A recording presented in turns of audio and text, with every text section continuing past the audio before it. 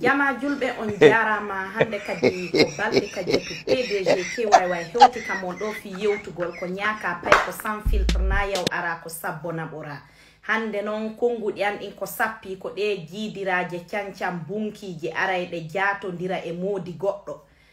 hara gorko on kadi no andi cellem bellel himo murtidi on debbo hebi duubi annabi o yaw jombo ya jiwun kun 15 ans 16 ans 17 ans o beydana kun duubi o adda kun Europe do o traumatisa kun ɓaytun on inni on helay dewle ɗen handen kadi en furnitay ko woni ɗe helugol kon andi en gaynidi e belle famille beau frère et belle sœur ka en gaynidi e entourage bonɗo on aray ɓe bonna ɓen ka joni e wowlay kadi entre men enen ɓe rewɓe wonɓe bonnidirande dewle kadi aya jidra wingi no luwana suudu Bruxelles par exemple mangi luwana suudu États-Unis ma par exemple gi luwana suudu mi anda Conakry ka woni wo be fotta be wada ko Allah yida yarlaki be sutti ko boni hara be momondiri ton hibe suttondiri ton angi won anda ko weli e ko foti asusa ta wowlude on tigi ara soppi may hore asusa ta wowlude be na ko rewbe woni murtude leede porto be keloto dum e dum hara ko kambe tigiri addube mabben do holluma murtaldo fi honnum be jabali fewude be nunda be laaba yerube hunduko an hewti ben feccere ben koy dun duumi koy dun wowti koy dun sutti koy dun fudi koy dun lay mo wowlali gonga wowlay fenande den non jidiraaje wona de luwanede ma murtude hino luwani hore mun seedi danoma feccereje den no murtidi e modi be wobbe kadi don faamude min ko jidira cancam bunki mi jammide ma jidiraaje sambankati be innata de wallahi de hulata de hersata de yurmetake de ala lebol limana ko sina dum gorko si jombalima o yey o jomboyi goddo go an ha jondo waddude don zina ando yidama selu on tigi mada andi odo jombi himo e ville go hida ye hodo e ville go bayda désespéré da hebina don bikkoy modi ma pattima da murtidi don e goddo jombudo modi hay o jombuma awa yalton e on problème mo merdejo mo won don e wadde don bay ko dum woni dum sele modibe yimbe jombube ben onon kadi modibe jombube no nder dum no yo Allah jawno ngemu yo Allah yaltingo ngedum parce que no hersinani on yo Allah surtout seytane ko naati e balli mon e ka wonkiji mon on sutti o wowi o wawi yalte e dum buttina non koy jiwoy de dewle mabbe parce que usanani dewgal ko gorko min minnata ko gorko ni chef de famille ko gorko woni yahowo on jonna ko innete kon sadagu ko innete kon dot kanko yata jonna ma tenge ma den tenga ma jomba ma addana da andi ko kanko ni responsable dewgal ngal singal yoli ke 100% min ko minnata ko gorko minnata dum jiwo fi hon si tay ko responsable la jetti responsabilité ma on dewgal ngal bonata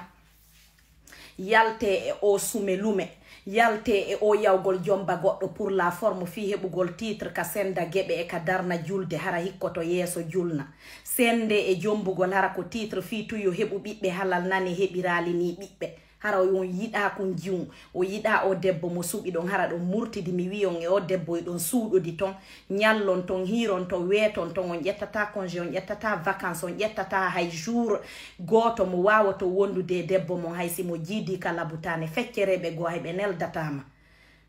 wombe wadde ben o video do fecce ande na ono wona wowlanede men généralisa parce que goddo fuddoto yewtugol do tun aron attaque on tigile men no men vaccinino ke contre attaque men ala hulde du wowle kala ko faala dum men wowla menen kadi ko men andi kon don faamude sikka ben kadi fo ko min concerni na min concerni ko réalité on mi woni wowlude ko fewndin den kon dewle den fop la ni ciabude hande ya nene tato nene na yo wonday modi no jodori ni hara worbe ben kadi feccere ben ko seedidabe ala jettude responsabilité inno men fanka men fankira dum fi wonnu ko du wadi si men sensibiliser wonde ma seede awande wotere kono moynta goddo feeti goddo mata sonju goddo ta bittu goddo si wonde taake awa yo seedire no labira awa o moy harana jettugol on tigi wada don nyiri bare nyawndu nyamata wondugo nyamata faala ka faljitaka kono no joggini tun on tigi don feccere mabbe ko nene mabbe be mabbe be huli tanane be jombali be bi 40 ans 50 ans aya do ki kala mo 42 ans wala ha joni bengu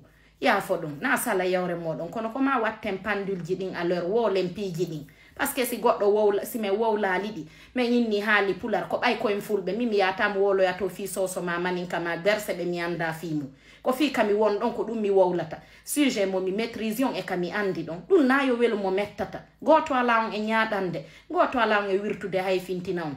say meden sonkude ma meden wowlude ko faale do ye wondo na faale dum annagol awa wattanore yila acce on jikku mon bondo don son jabi acce yawgol jomba kelo ma jombe kelo acce yawgol murtida e rewbe ara ƴetta rewbe mon be mara e ciudi e bibbe mon o yaltidata e mabbe on ittantabe ande on holtintabe on nyammintabe kala ko weli ko foti ko ngi jidrawi cancam bunki murtu ngi kadi an kadi yo Allah fewne jidirawo si tay an golle ma ko yo gorko yaw rewindo addana ma kado e empoisonné walo day ma acca ma don a lutta e dum an kadi ay jama on joni siko moƴƴi kon ko dagi kon townama fi mum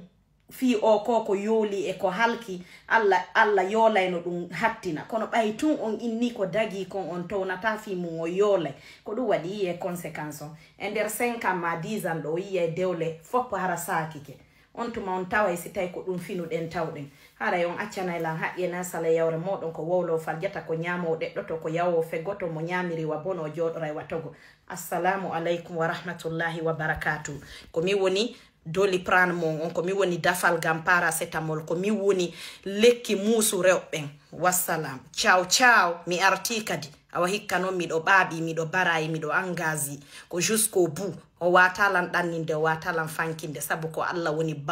ko Allah woni ballo ko Allah woni ballal an ko Allah woni jom bawgal e polgal e kisal e keɓal e ɓantal e uddital arseke yo Allah heedindiren e kata e kasara e bone joni yilade hakkunde leydi e kammo yo Allah dando en sago giɗo gaño e gaño séri yo Allah dando en sikkude gayni hara gaynali peace and love ciao ciao